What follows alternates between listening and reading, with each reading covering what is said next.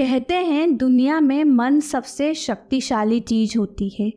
अगर किसी चीज को आप पूरे मन से चाहो तो आप उसे हासिल कर सकते हो। यह सिर्फ मैं नहीं कहती, यह तो सभी महापुरुषों का कहना है। लेकिन अगर यह बात सत्य है, यह बात सच है, तो जो कुछ भी हम अपने मन से चाहते हैं वह हमें हासिल क्यों नहीं होती है। कोई भी इंसान अपने मन में दुख तो नहीं चाहेगा, लेकिन वह रहता तो दुखी ही है। हर इंसान अपने मन से तो कामयाब होना चाहता है, सफल होना चाहता है, खूब पैसा कमाना चाहता है, लेकिन फिर भी वह कामयाब नहीं होता है। दुनिया में ऐसा कौन इंसान होगा जो अपने मन में यह चाहेगा कि मैं नाकामयाब रहूं या फिर मैं पैसे नहीं कमाऊं। सोचने वाली बात है। इस बात से दो चीज़ें निकल कर आती है। या तो वह महापुरुष गलत थे जिन्होंने यह बात बोली कि मन से चाही हुई चीज़ हासिल हो जाती है, या फिर हम गलत हैं। आज की कहानी जो आज मैं आप लोगों को सुनाने वाली हूँ, उसमें आपको एक ऐसा मंत्र मिलेगा जिसे समझने के बाद आपको एक ऐसा मंत्र पता चलेगा जिससे आप यह समझ पाएंगे कि अपने मन से कोई भी चीज़ कैसे करवाई जा सकती है, कैसे कोई भी चीज़ हम अपने मन के ज़रिए पा सकते हैं। मन में किसी भी बात का बीज कैसे बोया जाता है, इस कहानी से आपको अच्छी तरह से समझ में आ जाएगा। और इस कहानी से आप यह भी समझ पाएंगे कि आकर्षण का नियम यानी लॉ ऑफ अट्रैक्शन कैसे काम करता है। कहानी छोटी सी है लेकिन बहुत ही गहरी बात समझाती है। तो चलिए बिना किसी देरी के आज की इस कहानी को हम शुरू करते हैं। बहुत समय पहले की बात है। किसी गांव में एक व्यक्ति रहता था। उस व्यक्ति के जीवन में सिर्फ दुख ही दुख थे। वह जो भी काम करता था उस बेचारे का वह काम पूरा ही नहीं होता था। घर में आता तो घर में कलेश बना रहता था। किसी से कोई मदद मांगता तो कोई भी उसकी मदद नहीं करता था। ऐसा लगता था कि चारों ओर से दुखों का पहाड़ उसी पर टूट पड़ा है। उसे समझ नहीं आ रहा था कि मैं इन दुखों से बाहर कैसे आऊं। वह दिन रात यही सोचता रहता था कि अपने दुखों से छुटकारा कैसे पाना है। इसी कारण से वह रात में सो भी नहीं पाता था। उसकी आंखों के नीचे बड़े बड़े काले घेरे बन गए थे, जो इस बात का प्रतीक थे कि वह आदमी कितना दुखी है और कितना चिंतित है। वह दिन रात परेशानी में रहता था। कभी कभी तो उसके मन में आत्महत्या करने के भी ख्याल आते थे, लेकिन अपने परिवार की चिंता कर कर उनके बारे में सोचकर वह यह कदम नहीं उठा पाता था। वह इतना दुखी हो गया था कि उसने निर्णय लिया कि वह इन दुखों से छुटकारा पाकर ही रहेगा। इसके लिए चाहे उसे कितनी भी मेहनत क्यों ना करनी पड़े, कुछ भी करना पड़े, चाहे अंगारों पर ही क्यों ना चलना पड़े, लेकिन इन दुखों से छुटकारा हासिल कर कर ही रहेगा। ऐसे ही एक दिन उसने अपने मित्र से पूछा कि मैं अपने जीवन को कैसे सुधारूं। उसके मित्र ने उसे सलाह दी कि तुम किसी बाबा के पास जाओ। बाबाओं के पास ऐसा मंत्र होता है जिससे सारे दुख मिट जाते हैं, जीवन खुशियों से भर जाता है और धन संपदा भी हासिल हो जाती है। तुम किसी ऐसे बाबा को ढूंढ लो, फिर बस तुम्हारा काम बन जाएगा। उस व्यक्ति के मन में यह बात पूरी तरह से पक्की बैठ गई कि कोई बाबा ही मेरा दुख दूर कर सकते हैं, और इसीलिए उसे किसी भी बाबा के बारे में पता चलता तो वह उन सब बाबा के पास पहुंच जाता। वह उन बाबा को अपनी समस्या बताता और उनसे उसकी समस्याओं और परेशानियों का समाधान पूछता और कहता कि बाबा मैं कुछ भी करने के लिए तैयार हूँ, लेकिन मेरी इन समस्याओं से मुझे छुटकारा दिला दीजिए। आप जो कुछ भी कहेंगे मैं वह सब करूँगा, लेकिन मेरे जीवन को सुधार दीजिए। कुछ बाबा उसे करने के लिए टोने टोटके बता देते थे और बदले में दान दक्षिणा ले लेते थे और कहते थे कि यह टोने टोटके करने के बाद तुम्हारे घर में सुख शांति बनी रहेगी। बस इन टोटकों को पूरी विधि के साथ करना। वह व्यक्ति अपने घर जाकर पूरी विधि के साथ टोने टोटके करता था, लेकिन बहुत टोने टोटके करने के बाद भी उसके जीवन में कुछ भी बदलाव नहीं आया। इसके विपरीत उसका जीवन और भी ज़्यादा दुखी हो गया। जो भी बाबा उसे टोना टोटका देते थे वह बदले में उससे दान दक्षिणा लेते थे, जिससे उसका धन भी धीरे धीरे खत्म हो रहा था। इससे उसके जीवन में दुख और भी ज़्यादा बढ़ गए। तब उसे लगा कि बाबाओं के पास जाने से तो मेरे जीवन में दुख कम होने के बजाय बढ़ते ही जा रहे हैं, तो मुझे क्या करना चाहिए। वह सोचने लगा कि बाबाओं के पास जाऊं या फिर ना जाऊं। फिर एक दिन एक आदमी ने उसे बताया कि तुम अपने घर में किसी अच्छे पंडित को बुलवाकर हवन करवा लो। हवन होगा तो घर शुद्ध हो जाएगा। कोई भी बुरी ऊर्जा होगी घर में तो वह घर से बाहर चली जाएगी। किसी पंडित को बुलवाकर पूरे विधि विधान से मंत्रोच्चारण करवाओ, हवन करवाओ, जिससे घर में सुख शांति आएगी। उस व्यक्ति के मन में यह बात भी अब बैठ गई और उसने एक पंडित को घर पर बुलवाकर हवन करवा लिया। हवन अच्छी तरह से संपन्न हुआ। बदले में पंडित ने भी उससे अच्छी दान दक्षिणा ली और उसके बाद वह पंडित वहां से चला गया। लेकिन कुछ दिनों के बाद उस व्यक्ति को महसूस हुआ कि उसके जीवन में अब भी कोई बदलाव नहीं आया है। अब वह आदमी पूरी तरह से दुखी हो गया और भी ज़्यादा परेशान हो गया। अब तो उसे लगने लगा था कि मेरे जीवन में दुख कभी खत्म ही नहीं होंगे, और यह सोच सोचकर उसका बुरा हाल हो गया। फिर एक दिन उसे अपने मित्र से एक ऐसे बाबा के बारे में पता चला जो दुखों का समाधान बताने के लिए कोई दान दक्षिणा नहीं लेते थे। उस व्यक्ति को लगा कि यह बाबा दूसरे बाबाओं की तरह नहीं है, क्योंकि यह दान दक्षिणा तो लेते ही नहीं है, और अगर यह दान दक्षिणा नहीं लेते तो सच में ये कोई सिद्ध बाबा होंगे। यही सोचकर वह उन बाबा के पास में पहुंच जाता है। जब वह व्यक्ति वहां पर पहुंचता है तो वह बाबा ध्यान में बैठे हुए थे। यह देखकर वह व्यक्ति वहीं पर चुपचाप बाबा के ध्यान से बाहर आने का उनका इंतज़ार करने लगता है। थोड़ी देर बाद बाबा ने जब आंखें खोली तो सामने एक दुखी और परेशान व्यक्ति को बैठा देखा। वह बाबा उसका चेहरा और उसकी आंखों के नीचे काले घेरे देखते ही समझ गए कि यह आदमी अपने जीवन से कितना परेशान है। उसे संबोधित करते हुए बाबा ने पूछा कि बच्चा, क्या चाहते हो? बाबा के पास क्या लेने आए हो? उस व्यक्ति ने कहा कि बाबा, मैं अपने जीवन से बहुत ज़्यादा परेशान हूँ। मैंने इन दुखों को दूर करने के लिए बहुत सारे रास्ते अपनाए, हर वो तरकीब कर कर देखी जो किसी बाबा ने मुझे बताई थी, हर वह काम किया जो किसी भी इंसान ने मुझसे करने को कहा था, लेकिन मेरे जीवन के दुखों में कोई कमी नहीं आई। इसके विपरीत मेरे जीवन के दुखों में बढ़ोतरी हो गई। मुझे समझ नहीं आ रहा है कि मैं अब क्या करूं। कभी कभी तो मैं आत्महत्या करने के बारे में सोचता हूं, लेकिन अपने परिवार के बारे में सोचकर यह कदम भी नहीं उठा पाता हूं। मैंने आपके बारे में बहुत सुना है और मैं बहुत ही उम्मीद के साथ आपके पास आया हूं।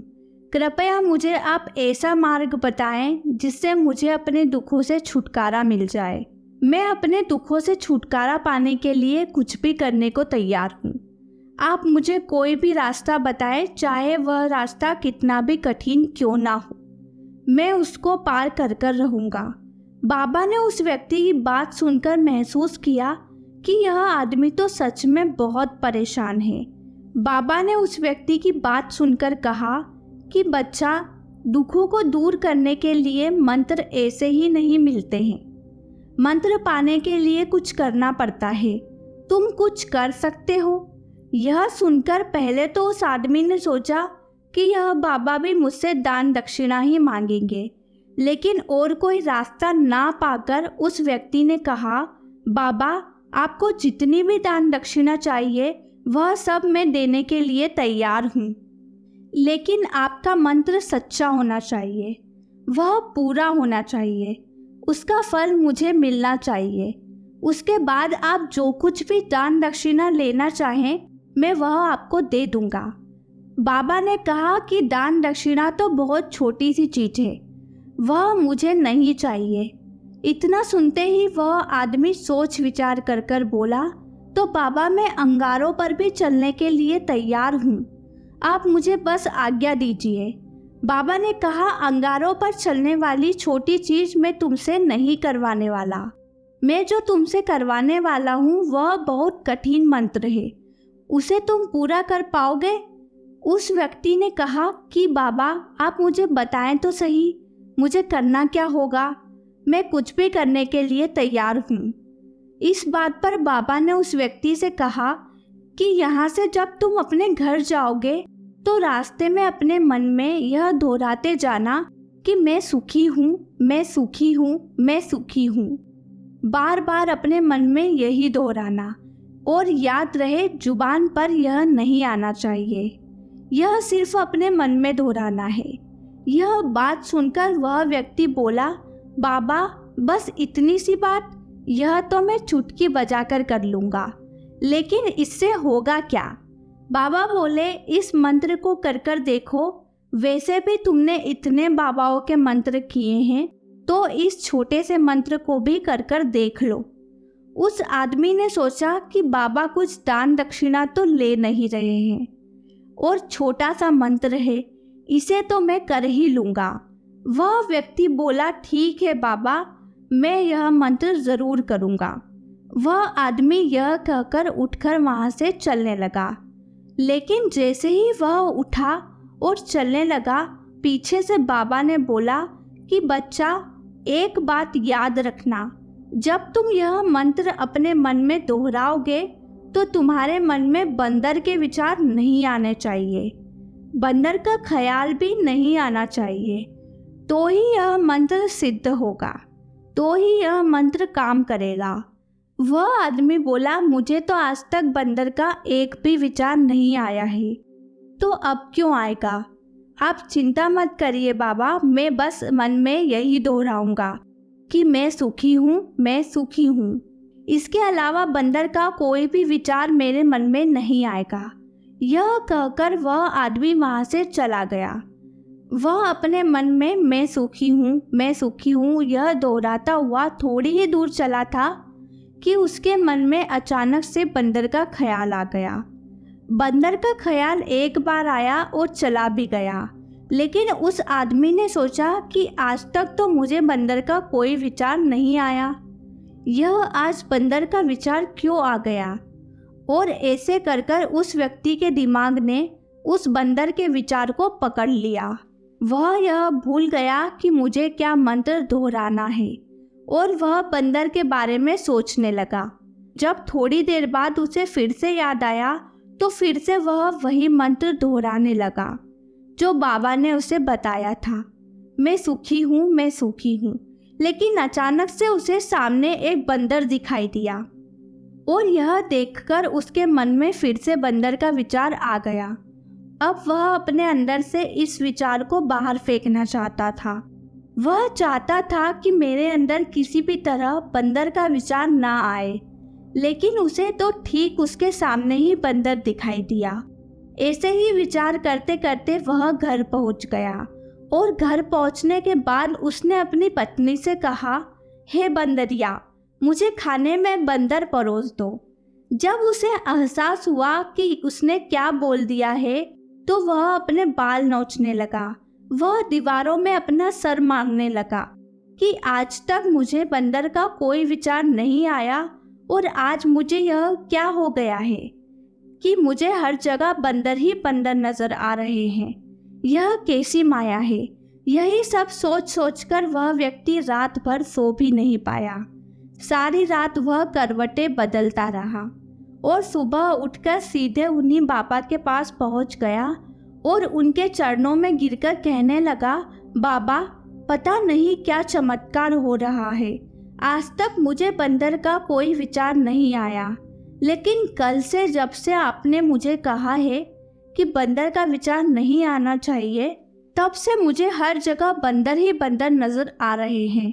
उस व्यक्ति ने कहा कि बाबा, मुझे तो आपके पीछे पेड़ पर बैठा हुआ बंदर भी केले खाता हुआ दिखाई दे रहा है। यह हो क्या रहा है? बाबा उस व्यक्ति की बात सुनकर हंसने लगे और फिर बोले, बच्चा, मन का जाल एक ऐसा जाल है जिसे समझ पाना इतना आसान नहीं है। बंदर तो तुम्हारे रास्ते में पहले भी आते थे। जब तुम मेरे पास आए थे तो इन्हीं पेड़ों पर यह बंदर घूम रहे थे, लेकिन तब तुम्हारे ध्यान में यह बंदर नहीं थे। तब तो तुम्हारे ध्यान में सिर्फ अपने दुख थे। इसके बाद बाबा ने उसे बताया कि बच्चा, हम जिस चीज़ से भी दूर भागना चाहते हैं वही चीज़ हमारे मन में बहुत गहराई से प्रवेश हो जाती है। वह हमारे अंतर मन में समा जाती है। असल में हम जिस चीज़ से भी छुटकारा पाना चाहते हैं उससे छुटकारा इसीलिए पाना चाहते हैं कि वह हमारे साथ हमारे दिलो दिमाग में बहुत गहराई से जुड़ी हुई होती है, और हम जितना उससे छुटकारा पाना चाहते हैं वह उतनी ही गहराई से हमारे मन में बैठती चली जाती है और आखिरकार वह हमारे अंतर मन में छा जाती है। ऊपर से तो हम चाहते हैं कि हम सुखी रहें, और हम बोलते भी हैं कि मैं सुखी हूँ, मैं सुखी हूँ। हमारे होठ भी यही बोलते हैं, लेकिन हमारे मन में दुख समाये होते हैं। हमारे विचारों में, हमारे मन में हमें दुख ही दुख दिखाई देते हैं। इसीलिए अपनी ज़ुबान से बार बार यह बोलने से कि मैं सुखी हूँ, मैं सुखी हूँ, हम सुखी नहीं होते जब तक यह मंत्र हमारे अंतर मन में प्रवेश नहीं होगा। इस बात पर उस व्यक्ति ने पूछा कि बाबा, लेकिन यह मंत्र हमारे अंतर मन में प्रवेश कैसे होगा? यह सुनकर बाबा ने कहा कि बच्चा, अपने दुखों से लड़ना बंद कर दो। जब तक तुम अपने दुखों को दूर करने के बारे में सोचते रहोगे तब तक वह दुख तुमसे चिपके रहेंगे। तब तक वह दुख तुम्हारे अंतर मन पर अपना राज जमाए बैठे रहेंगे, और जिस दिन तुम उन दुखों के बारे में सोचना ही छोड़ दोगे, उन दुखों से छुटकारा ही नहीं पाना चाहोगे, उसी दिन से तुम्हारी ज़िंदगी से दुख गायब हो जाएंगे। क्योंकि किसी भी चीज़ से छुटकारा पाने के लिए हमें उस चीज़ के बारे में सोचना पड़ता है, और हम जितना उस चीज़ के बारे में सोचते हैं वह चीज़ उतनी ही गहराई से हमारे मन में प्रवेश होती चली जाती है। हम अधिकतर समय अपने दुखों के बारे में ही सोचते हैं। हम यही सोचते हैं कि हमारे जीवन में दुख हैं और हमें इससे छुटकारा पाना है। इसी वजह से बार बार सोचने से वह दुख हमारे अंतर मन में प्रवेश कर जाते हैं और हमें एहसास भी नहीं होता है। इसीलिए अगर तुम दुखों से छुटकारा पाना चाहते हो तो दुखों से छुटकारा पाने के बारे में सोचना छोड़ दो। तुम्हें दुखों से छुटकारा मिल जाएगा। अक्सर आदमी बुरी आदतें छोड़ना चाहता है, धूम्रपान करना छोड़ना चाहता है, शराब पीना छोड़ना चाहता है। वह आदमी सुबह अपने आप से यह वादा करता है कि मैं कोई भी गलत काम नहीं करूँगा, लेकिन शाम को जब लौटता है तो नशे में चूर होकर लौटता है। ऐसा क्यों होता है कि जो कुछ भी हम सोच रहे हैं वह पूरा कर ही नहीं पा रहे हैं। असल में हम उस चीज़ को बहुत ही ज़्यादा इम्पोर्टेंस दे रहे हैं, उस चीज़ को बहुत ही ज़्यादा अहमियत दे रहे हैं। जब भी हम उस चीज़ को छोड़ने के बारे में सोचते हैं तो हम उसकी इम्पोर्टेंस यानी कि विशेषता और भी बढ़ा देते हैं। हमारा मन उस चीज़ के बारे में जितना ज़्यादा सोचेगा, शराब और धूम्रपान करने के बारे में जितना ज़्यादा सोचेगा, हमारा मन उतना ही उस चीज़ के पीछे ज़्यादा भागेगा। हमें उस चीज़ से लड़ना नहीं है, बल्कि बिना सोचे गुजर जाना है। और अगर हम इस मंत्र को समझ लेते हैं तो हम अपने जीवन में जो कुछ भी पाना चाहते हैं उसे अपने अंतर मन में डालकर उसे पा सकते हैं। और एक बार वह लक्ष्य हमारे अंतर मन में बैठ जाता है तो फिर सफलता पाने में कोई समस्या नहीं आती है, कोई भी परेशानी या दिक्कत नहीं आती है। इसीलिए हमें हमेशा हमारे अंतर मन में अच्छे विचार रखने चाहिए, हमें हमेशा अच्छा सोचना चाहिए और अच्छे कर्म करने चाहिए। अगर हमारे जीवन में थोड़ा बहुत दुख आता भी है तो हमें हमेशा पॉजिटिव रहना चाहिए और यह सोचना चाहिए कि समय के साथ सब कुछ बदल जाएगा। आप लोगों को यह कहानी कैसी लगी हमें कमेंट कर ज़रूर बताइएगा। और अगर आप लोगों को यह कहानी पसंद आई है तो वीडियो को लाइक कीजिए और चैनल को सब्सक्राइब कर बेल आइकन पर प्रेस कीजिए ताकि ऐसी वीडियोस के नोटिफिकेशन आप लोगों को सबसे पहले मिल सके।